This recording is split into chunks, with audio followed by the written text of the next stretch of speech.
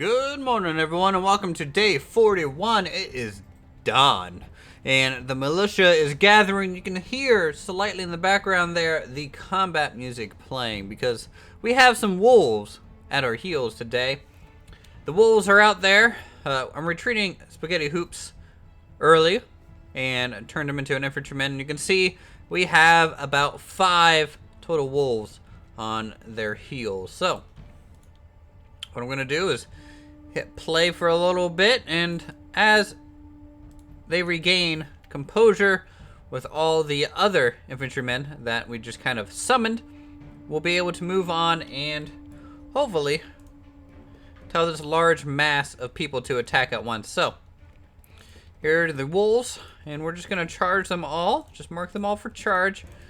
I think everyone's kind of in a close enough knit group there. Charge and... okay, so yeah, it looks like there's about 5 wolves. Oh, make that 6. Ace has spotted the last remaining one. Ace, first one to make contact, hitting him with his spear, because spears are great because they have a nice 2-block range.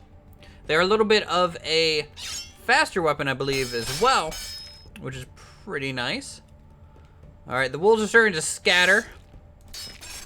And our archer... just doing friendly fire. Tell you what, Archer, Lucky, I like you, Lucky. You're great, but you're not going to seek charge target enemies, because you cause more trouble than that during kind of a militia phase, because we have so many allies that he's trying to shoot through. There we go. Chase that last wolf down. This episode, you guys can probably tell from just the title, we will be, hopefully, building the quarry today. Come on, chase him down, chase him down. There you go. One hit on it. We'll just take another one. Perfect. We'll gather these resources up so we can use the skin and hide that these wonderful wolves provide us. That's kind of the nice thing about the wolves attacking, is they provide us with some crafting materials in the long run. And if you ever want a quick way to be able to tell where all the corpses are, essentially you just hold Alt and you scroll wheel down, and it will take all the terrain and things away, and you can only see monsters and corpses and units about. Let's also go ahead and switch everyone back to their day job. It's going to be a bit of a long build process today, because what we're going to have to do is... hold on, what's over here? What do we got over here? A lot of corpses. You can see we got skeletons, we got goblins. I'm going to go ahead and gather up all these goblins as well. There could be some hostiles out here, which is going to be a shame. Wow, a lot of wolves. It looks like the edge of the map is pretty dangerous, and hopefully eventually we have enough people and townsfolk. In fact, we're just gaining one this episode. This episode, I'm not going to worry about naming people. That'll be next time, but I am collecting your names as always. But there's a lot of potential resources in all these mobs that are just kind of dead out in space there. Also, it makes the game run very smooth, considering it's not loading in any of the blocks like this. Let's go ahead and bring back the terrain and watch everything kind of grow out of the ground like a plant. Just like that. And we'll look at the progress I've been working on off camera. Now this is going to be the quarry. Now, obviously, it's not a quarry. It's just a square pit right now. And I want to be able to expand this a little bit, and then also make it into the entrance of the mine. Now, doing a strip mine kind of quarry, classic stone quarry like shape, where you kind of start really wide at the top and then slowly get down into kind of a point, and then that is either filled in with water or something like that. I'm just using this as a decorative piece more so than anything else, just simply because I don't want to just have a mining shack. This is going to look a little bit similar to what we did, say, in Stonehearth last season, where we had kind of this quarry-like shape kind of carving out of the stonework around it, and then a wooden shed that was technically the entrance to the mine shafts down below. So that's what I want to do. It'll be decorative. It will look pretty cool, kind of chills it out. I want to also make it not just a plain rectangle, but I want to have some chunks missing from here as well. Let's go ahead and make the new guy, who's an engineer by default. I don't care about that, but I do care about is getting some more miners, because miners are going to be very important in terms of getting this thing done in a quickly and timely manner. The speed build will be kind of a long process for me. It took a couple hours actually just to dig out this hole, even with these many miners. You know, we don't have the best pickaxes for them. We don't have super high level miners either. And so you're going to run into some delays simply due to these hindrances this early on. That's also the main reason why the barn was so hard to build. Now, we are up to 20 people in the city, which is great. I'll be able to get all the professions next episode, unlock that, the trader. I believe we also are going to need a herder, and I believe that's it. Trader and herder are the last two unused professions, at least full-time professions. And then from there we'll be, you know, getting builders, we'll be getting miners, we'll be getting infantry, archers, and the fishermen, just to keep providing more food so we can gain more people and have an army and supply all the town with its resources, such as stone and building speed. Oh, it looks like we have our first mithril there. Mithril being the strongest of the building materials. Let's go ahead and build up some wood logs here this early on. Alright, and you want to start in the corners, because obviously once the outside scaffolding bits of these columns that I'm making are completed, we won't be able to go back in and get back there to lay down these other wooden logs. You know, you can do 2 at a time, as long as they have access to a whole face. I think that'll be pretty good. Alright, now what I also want to do is go ahead and just drag out the next row, and this will be actually the farthest depth that this thing will go.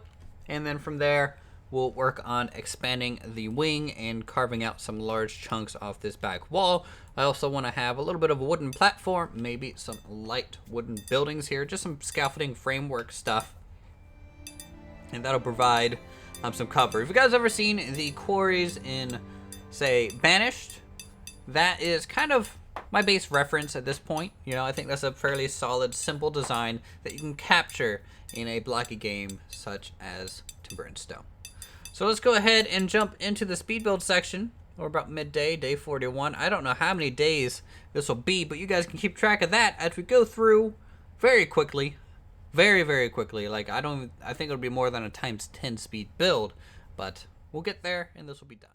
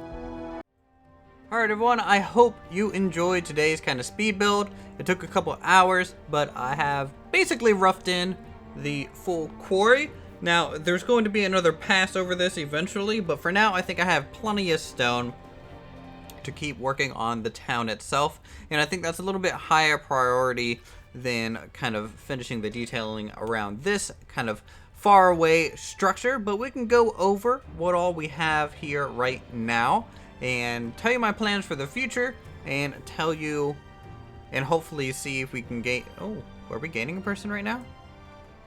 I think we are, saying that person has no stats. It looks like a builder of some kind.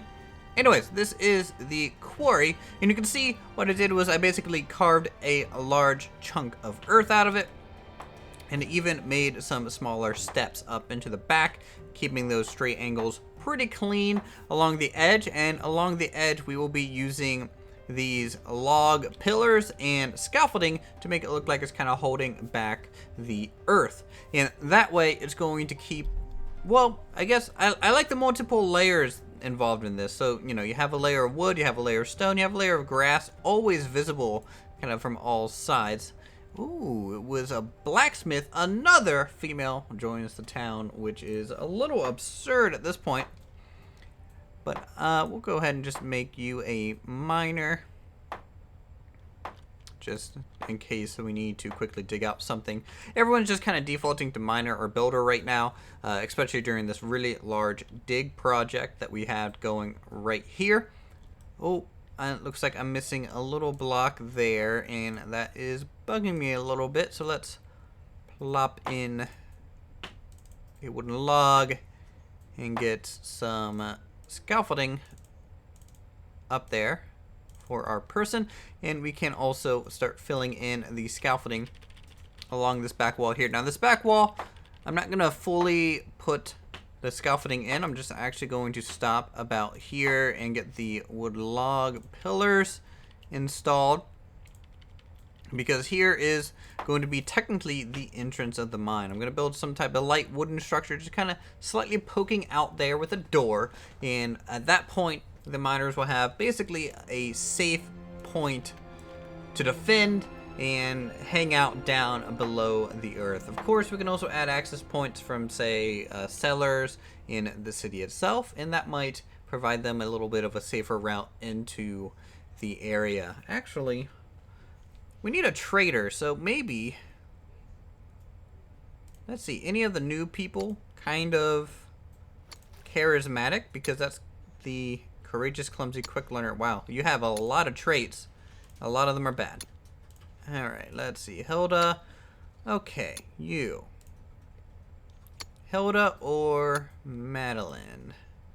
I think Madeline.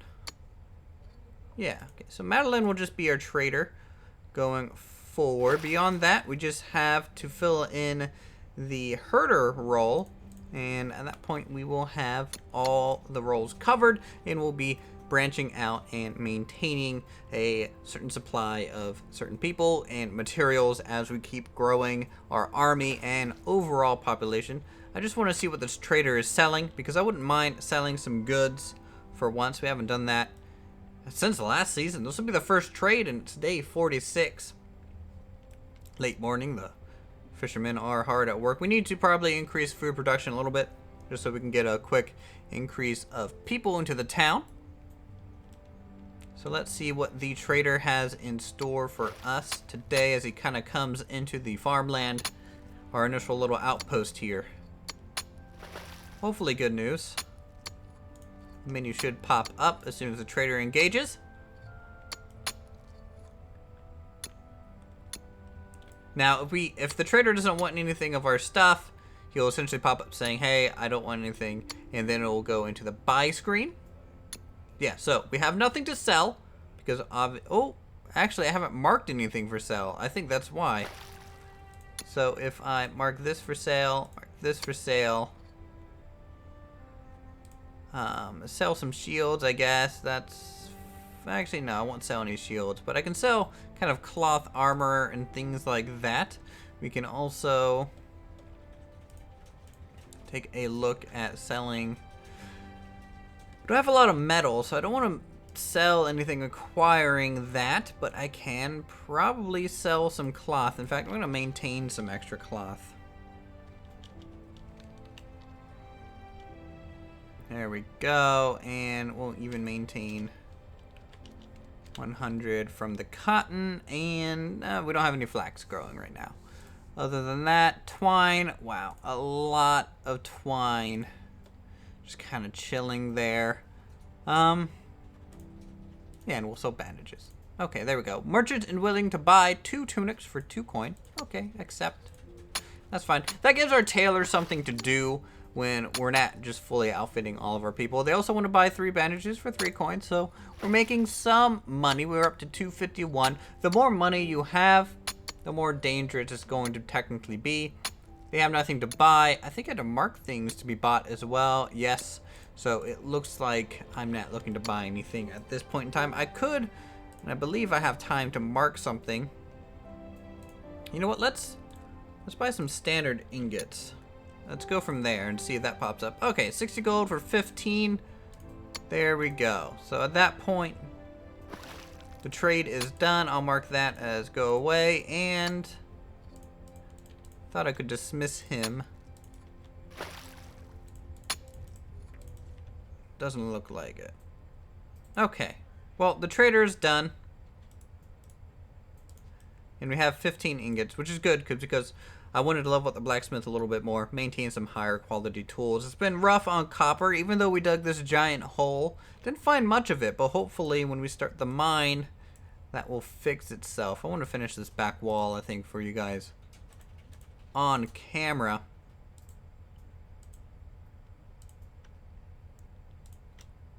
And to do that, we will do this. There we go. Get a additional layer of scaffolding up there so people can reach.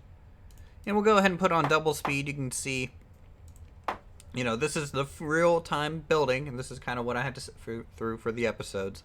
And it can be a little torturous, especially for those complicated builds.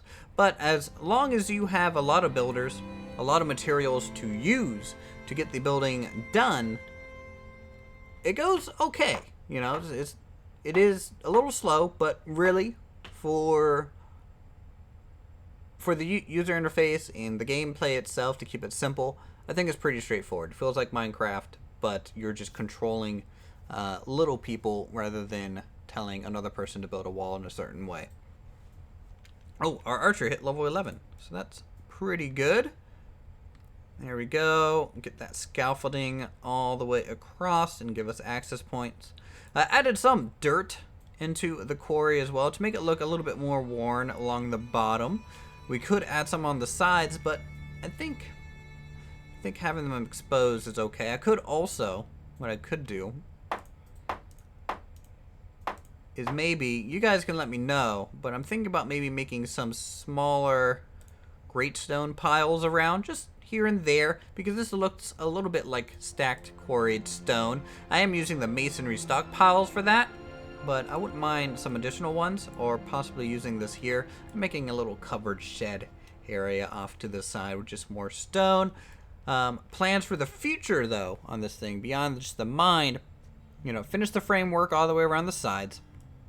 I want to get some type of loading bay down here with a dock, because obviously to get them to town, it's not that far. Yes, they could probably actually drag it in on a sled of some kind, but say we're shipping stone out, I wouldn't mind a little dock to load the stone onto a small boat and ship it down, either down the river or off along the coast to another town for use. So that's my thinking there.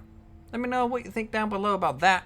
If you guys enjoyed today's episode of Timber and Stone, feel free to leave a like, leave a comment down below, taking name suggestions, taking building suggestions, theming, all that good stuff. Check out my other videos if you haven't done so already for more creative goodness such as this, and I will see you all